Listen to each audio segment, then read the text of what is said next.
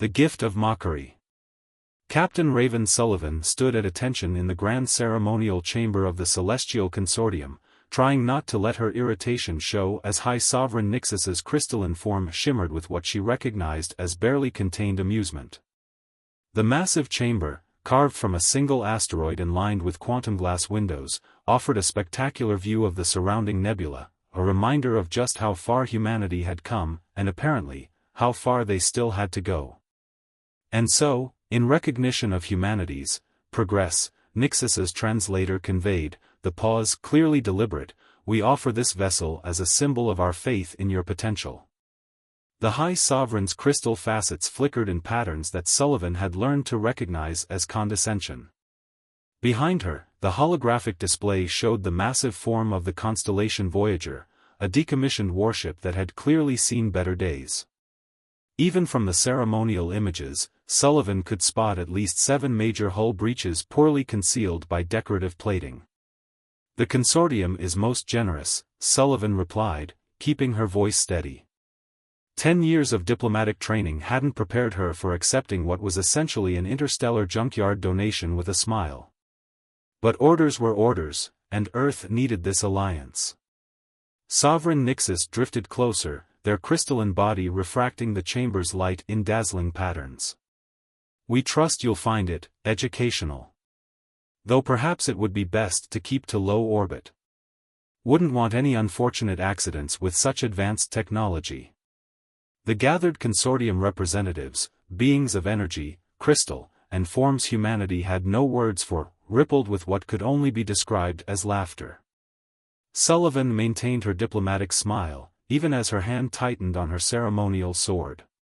Next to her, Lieutenant Reed, her chief of engineering, was practically vibrating with contained energy. Permission to inspect our gift, Sovereign?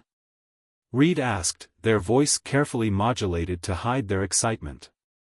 Sullivan shot them a warning look, but Nixus was already agreeing with obvious amusement. Of course, of course. Though many systems are quite complex. We wouldn't want you to overwhelm yourselves. The Sovereign's crystalline form sparkled in what Sullivan was beginning to recognize as their version of a smirk. As they boarded the shuttle to approach the constellation Voyager, Reed finally let their professional mask slip. Captain, did you see the quantum manifolds? They're third-generation Archon tech. Everyone thought those were just legends. I saw a lot of broken manifolds, Sullivan replied dryly, though she had to admit, even non-functional Archon technology was more advanced than anything humanity currently possessed. They're giving us garbage, Reed. Let's not pretend this is anything but a diplomatic slap in the face. Reed's eyes gleamed with an intensity Sullivan had learned to both respect and fear. Permission to speak freely, Captain? Granted, though I suspect I'm going to regret it. They're not giving us garbage, Captain. They're giving us possibilities. Reed pulled out their quantum tablet, already running scans of the approaching vessel. Look at these readings. The hull is neutronium alloy, degraded, yes, but the molecular structure is intact. The power conduits? They're not broken, they're just configured for a type of energy we haven't discovered yet. This isn't trash, it's a puzzle box. And they've just given it to the species that turned the first lunar landing into a multiplanetary civilization within a single century.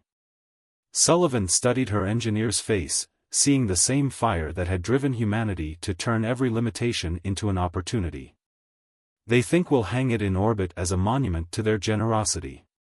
An empty trophy to remind us of our place.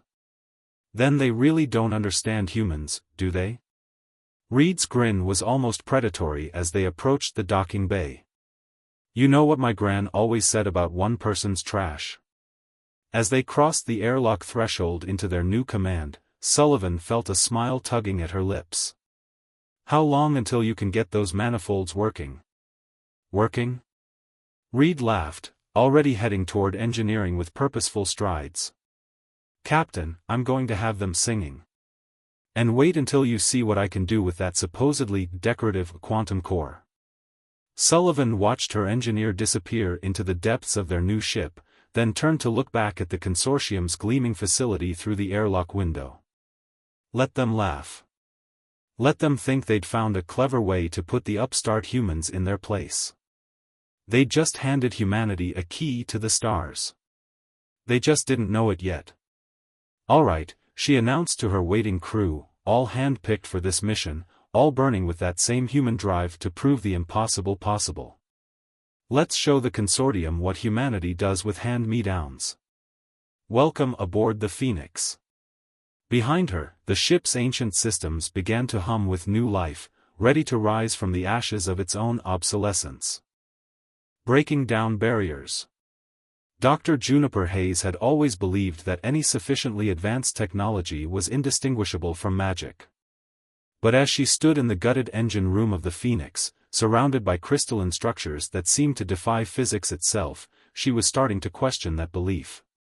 This wasn't magic, it was a challenge written in quantum mechanics and exotic matter.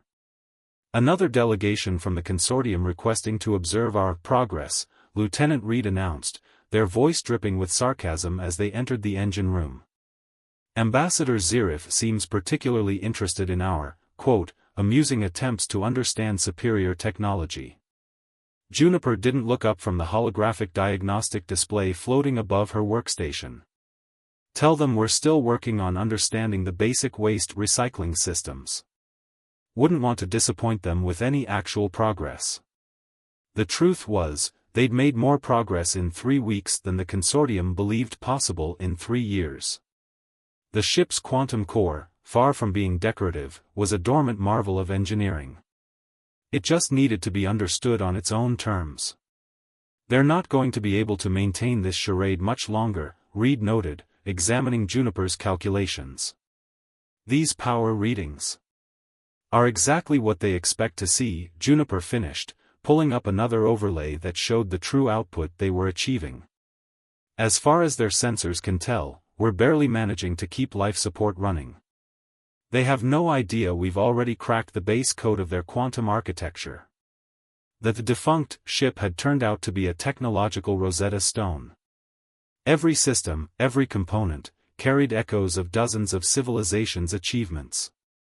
The consortium hadn't just given them a broken warship, they'd handed over a complete history of galactic engineering. Ambassador Zirif is approaching, the ship's newly awakened AI announced. They'd found its consciousness dormant in the quantum buffer, waiting for someone to simply ask if it was there. The consortium had apparently never bothered.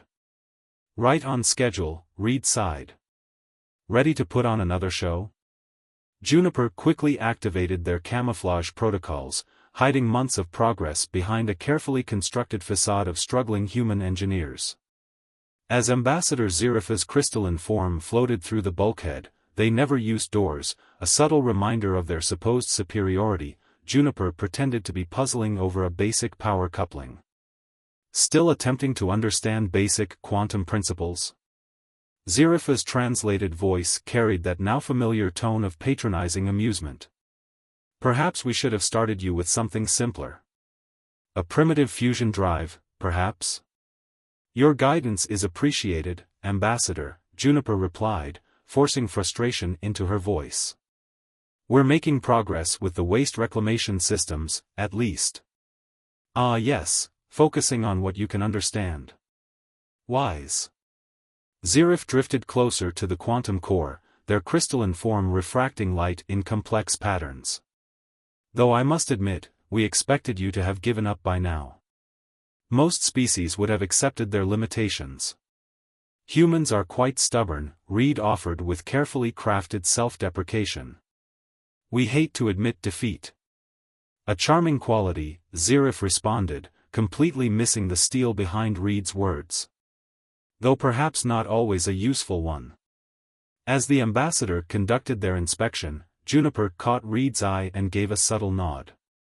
Behind layers of holographic camouflage, the quantum core's true power readings were approaching levels the consortium had deemed theoretically impossible. They'd discovered something the consortium had missed in their arrogance: the ship systems weren't broken, they were adaptive. Every circuit, every crystal, every quantum pathway was designed to evolve. The original builders hadn't created a static vessel, they'd created a seed of potential, waiting for someone to understand its true nature. After Zerif finally departed, satisfied that the humans were still struggling with basic systems, Juniper allowed herself a small smile. "How long until the new drive crystals are ready?" "Another week," Reed replied, already dropping the facade of incompetence. "The quantum forge is operating at peak efficiency. Once we install them, we'll have a ship that can outrun anything in the consortium fleet," Juniper finished. "And they'll never see it coming." Above them, circuits that had seemed dead for centuries pulsed with new life, responding to human ingenuity in ways their original builders might never have imagined. The Phoenix wasn't just being repaired, it was evolving, adapting, becoming something entirely new. Just like its crew. Hidden potential. Lieutenant Dominic Santos had seen his share of impossible things since joining the Phoenix project, but watching Chief Engineer Ren Parker literally walk through a solid bulkhead still made him question his sanity. The ship's quantum field manipulators weren't just redefining what was possible, they were rewriting the rules of reality itself. "The phase shift only lasts 3 seconds, Ren explained, stepping back through the wall as if it were merely a hologram. "But that's 3 seconds longer than the consortium thinks we can maintain quantum coherence at all." Dominic checked his readings, still amazed at how quickly they'd progressed from understanding the ship's basic systems to pushing them beyond their original specifications. "The power draw is negligible. How are you managing that?" "That's the beautiful part," Ren grinned, pulling up a holographic display of the ship's quantum matrix. "The systems aren't just efficient, they're symbiotic. Every breakthrough we achieve in one area strengthens the whole network. The ship is learning with us." The Phoenix had become more than just a vessel, it was rapidly evolving into something that defied classification. What had started as a diplomatic insult was transforming into humanity's greatest technological leap forward. "Captain Sullivan is requesting your presence on the bridge," the ship's AI announced, its voice carrying a hint of excitement that no one had programmed, it had developed that on its own. "The consortium's quarterly inspection fleet is approaching." "Right on schedule," Ren muttered, already moving to activate their camouflage systems. Time to play stupid again. The inspection had become something of a ritual, the consortium's way of reminding humanity of their place in the galactic hierarchy. Every 3 months, they would arrive in force, scan their gift, and leave satisfied that the primitive humans were still struggling with technology beyond their comprehension. They had no idea they were scanning exactly what the Phoenix's crew wanted them to see. "All hands, inspection stations," Captain Sullivan's voice echoed through the ship. "Let's give our friends another entertaining display of human inadequacy." Dominic took his position at what appeared to be a malfunctioning navigation console, ready to play his part in their carefully choreographed performance. Above him, the ship's true capabilities hummed just beneath the surface, hidden behind layers of quantum deception that grew more sophisticated with each inspection. The consortium vessels arrived in their usual formation, a display of power and precision meant to awe their lesser neighbors. Their scanning beams swept through the Phoenix, searching for any sign of progress that might need to be diplomatically discouraged.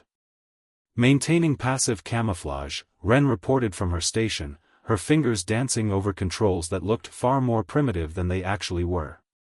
"They're seeing exactly what they expect, a bunch of humans fumbling with technology they barely understand." What they couldn't see was the truth, the Phoenix had evolved beyond anything the consortium could imagine. Its quantum core wasn't just operational, it was revolutionary. The phase shift technology they developed wasn't just for walking through walls, it could potentially revolutionize space travel itself. "Interesting," the AI noted as the scans continued. "They're paying particular attention to the engine room this time. Someone must have noticed the subtle power fluctuations from our last test." "Let them look," Ren replied confidently. "All they'll find is evidence of failed attempts to understand their superior technology. The harder they look, the more convinced they'll be of our limitations." Dominic watched the inspection fleet through the quantum glass viewport, remembering how intimidating those ships had seemed just months ago. Now, with everything they'd learned, everything they'd achieved. How long do you think we can keep this up? As long as we need to, Ren answered, her eyes gleaming with the same determination that had driven humanity to the stars in the first place. Every day they underestimate us is another day we get stronger. And when we finally show them what we've accomplished. She left the thought unfinished, but Dominic could complete it in his mind. When the time came to reveal the truth, the consortium would learn what humanity had always known, that true potential isn't measured by what you're given, but by what you make of it.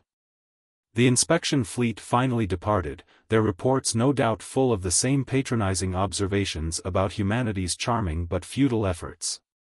As soon as they were safely away, the Phoenix's systems returned to their true state, a symphony of quantum engineering that pushed the boundaries of what was possible. Back to work, Ren announced, already heading toward their next project. We've got a universe of possibilities to explore, and they've just given us all the time we need to explore them. Above them, the ship that was never supposed to fly again pulsed with power that was never supposed to exist, carrying a crew that was never supposed to succeed toward a future that would redefine everything the consortium thought they knew about human potential. The tables turn.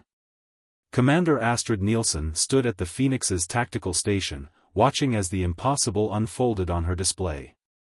The Harvester fleet, cybernetic pirates that even the consortium feared, had just emerged from quantum space directly in Earth's defense zone. Their massive ships, cobbled together from stolen technology and corrupted AI, bore down on humanity's homeworld with clear intent. Consortium defense fleet is still 20 minutes out, Lieutenant Santos reported, his voice tight with tension. Earth's orbital platforms won't hold against those ships. Captain Sullivan's voice cut through the chaos with steel determination. Then it's time to show everyone what this gift can really do. Sound battle stations. As klaxons blared throughout the ship, Overseer Thexel's crystalline form materialized on the bridge, the consortium's watchdog, arriving to witness what they assumed would be humanity's desperate last stand. Captain Sullivan, Thexel's translator, conveyed with familiar condescension, "I must insist you retreat to safety. The harvesters are far beyond your capability to." The words died as the Phoenix's camouflage systems dropped away, revealing the true nature of the ship they'd spent months transforming. Panels that had appeared corroded now gleamed with quantum-enhanced alloys. Dead systems blazed to life, pulsing with power that shouldn't have been possible. Battle stations manned, Astrid reported, allowing herself a small smile at Thexel's obvious shock. All systems operating at full capacity. Phase shields active. Quantum weapons grid online. This is impossible, Thexel sputtered, their crystalline form flickering with disbelief. The systems were deactivated, stripped. They were waiting, Sullivan corrected, settling into her command chair. Waiting for someone to see their potential. Lieutenant Santos, plot an intercept course. Let's introduce ourselves to the harvesters. The Phoenix moved with impossible grace, quantum drives propelling it faster than any ship in known space. Astrid's tactical display showed the harvester fleet reacting with confusion to their approach, no doubt trying to identify the vessel that hadn't existed in their databases moments ago. "They're launching fighters," Astrid reported, hands dancing over her controls. "Quantum targeting solutions locked." "Show them what we can do," Sullivan ordered, her voice carrying the weight of humanity's determination. The Phoenix's weapons spoke, not with the brute force the harvesters expected, but with precision born of understanding technology the consortium thought beyond human comprehension. Phase-shifted quantum beams passed through the pirates' shields as if they weren't there, disrupting critical systems with surgical accuracy. "Impossible," Thexel whispered again, watching as the ship they'd given as a joke systematically dismantled the galaxy's most feared raiders. The quantum harmonics alone should have taken centuries to decode. "Humans are pretty good at solving puzzles," Chief Engineer Parker commented from her station, not bothering to hide her satisfaction. Especially when someone tells us we can't. The battle, if it could be called that, lasted less than 10 minutes.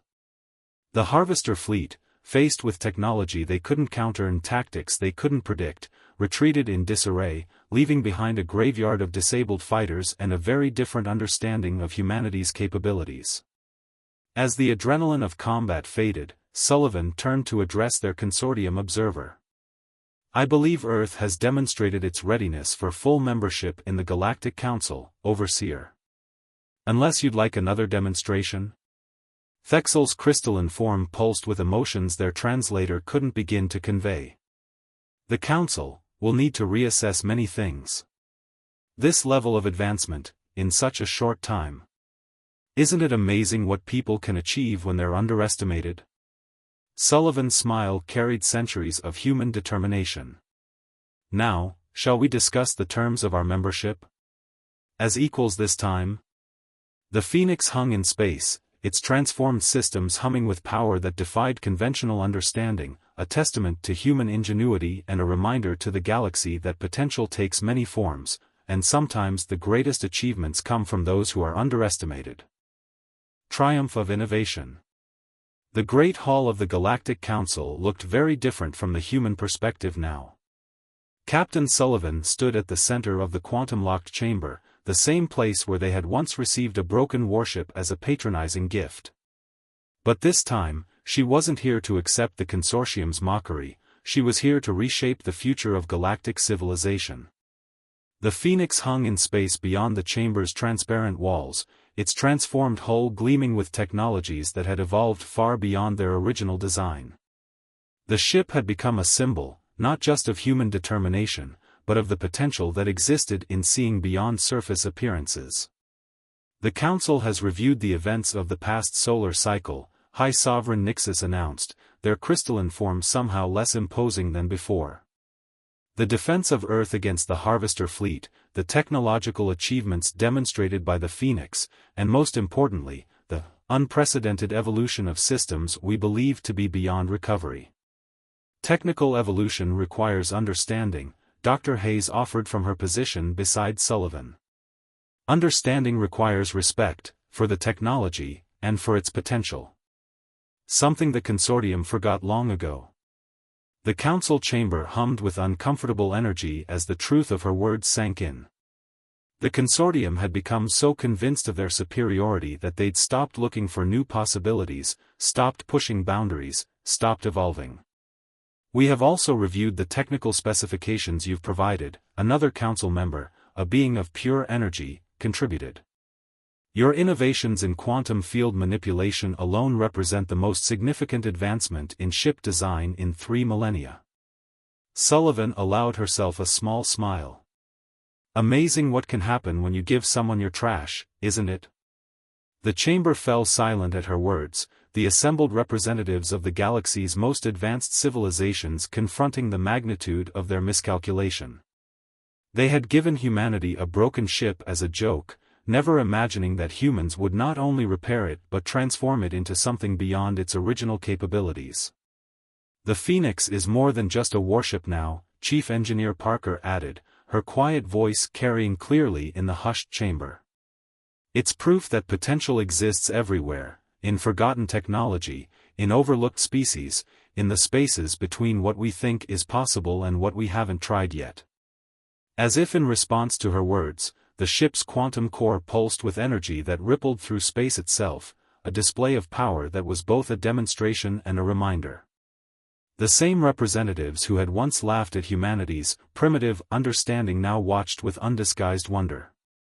"In light of these developments," Nixus continued, their tone notably lacking its former condescension, "the Council proposes not only full membership for Earth, but the establishment of a new division dedicated to technological innovation and adaptation.